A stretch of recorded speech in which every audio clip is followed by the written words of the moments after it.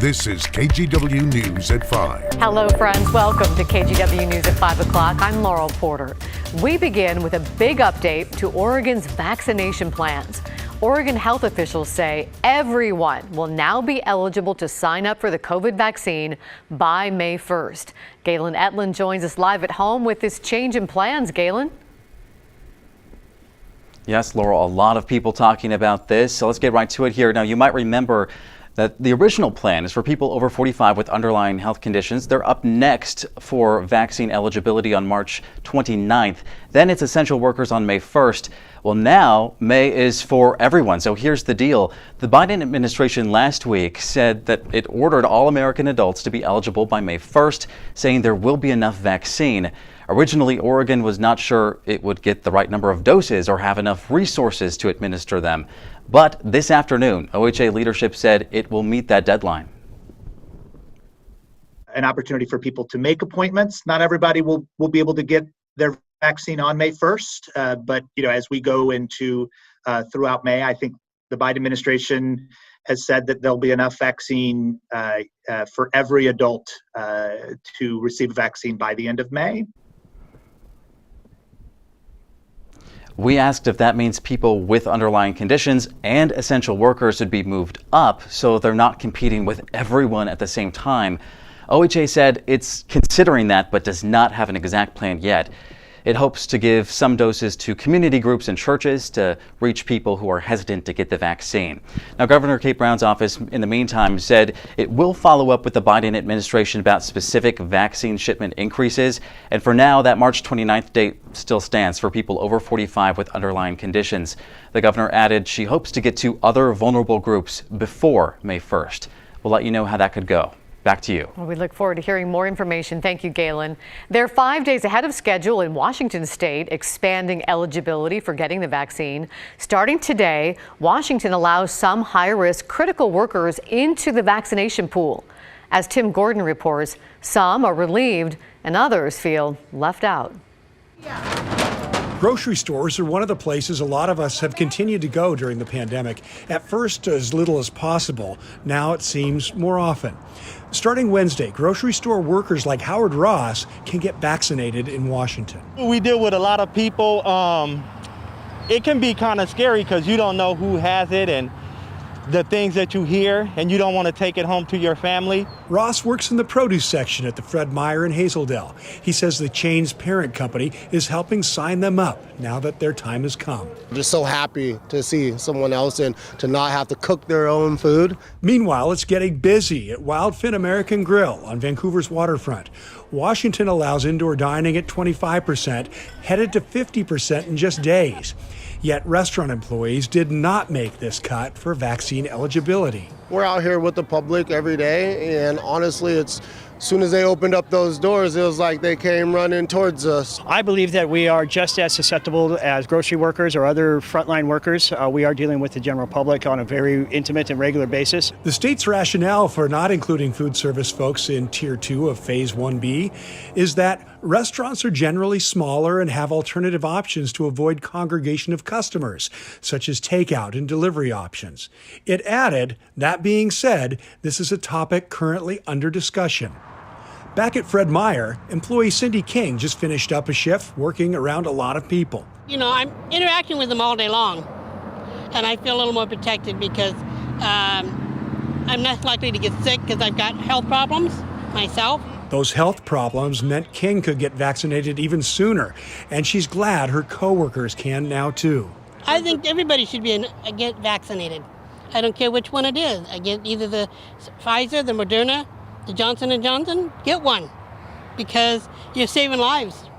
Others included in this phase are food processing and ag workers and transportation and corrections workers.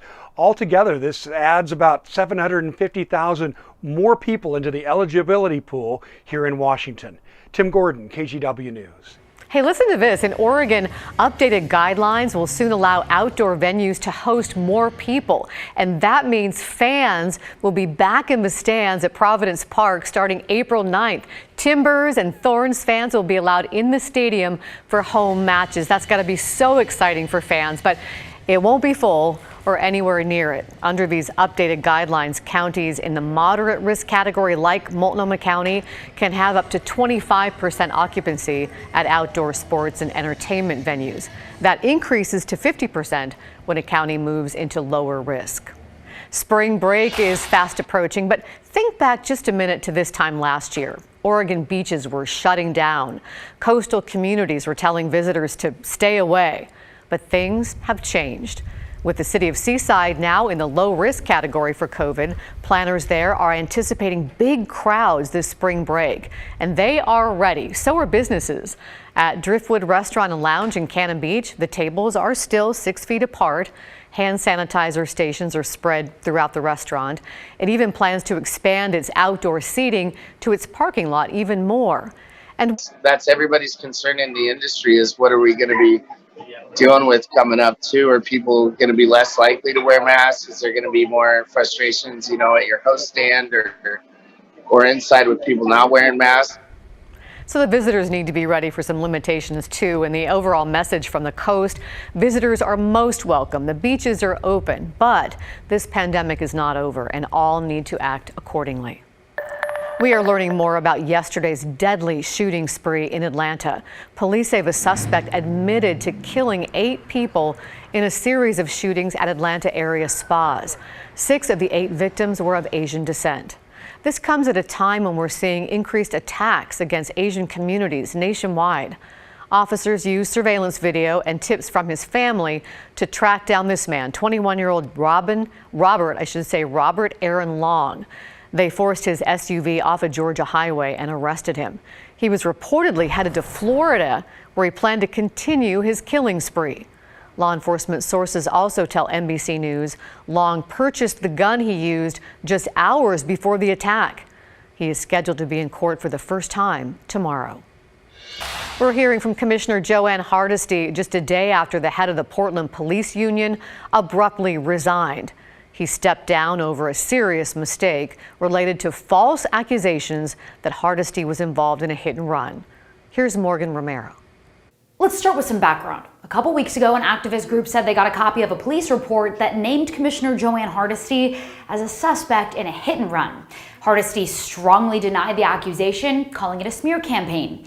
Turns out the hit and run caller incorrectly named Hardesty, and Portland police later cleared her. Hardesty, a longtime critic of the police, and Mayor Wheeler, the Portland police commissioner, want an independent investigation into how people outside the PPB found out about the report. Portland police tell me there's an internal investigation happening right now. That brings us to Tuesday, when Portland Police Association President Brian Hunsaker resigned over what the union is calling a serious, isolated mistake related to the Bureau's investigation into the alleged hit and run. The union's executive board didn't explain how Hunsaker was involved, only saying in a statement, quote, "When we make mistakes, we must hold ourselves to account. This is what the public expects of us. This is what we expect of ourselves."